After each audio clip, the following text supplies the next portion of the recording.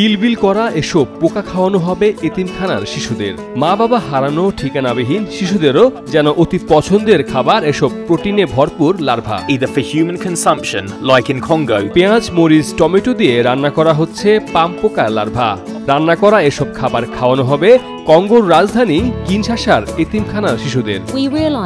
আমরা দেখেছি শিশুদের মধ্যে অপুষ্টিজনিত গুরুতর সমস্যা আছে, বিশেষ করে 5 বছরের কম বয়সীদের মধ্যে।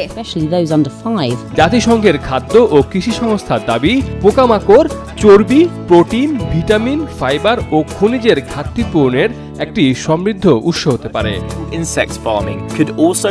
কঙ্গোর 99 মিলিয়ন জনসংখ্যার প্রায় 1/4 খাদ্য সংকটের সম্মুখীন। বহু শিশুই অপুষ্টিতে ভুগছে। Nutrition in the West African nation. Kinshasa ভিত্তিক অলাভজনক সংস্থা ফার্মস ফর অরফান্স বঞ্চিত শিশুদের খাওয়ানোর জন্য স্থানীয় এতিমখানাগুলোতে প্রোটিন সমৃদ্ধ বিটল পোকার লার্ভা সরবরাহ করে।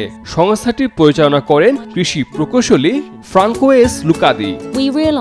শিশুদের অপুষ্টিজনিত সমস্যা সমাধানের জন্য আমরা লার্ভা খাওয়ানোর দিকে মনোনিবেশ করেছি।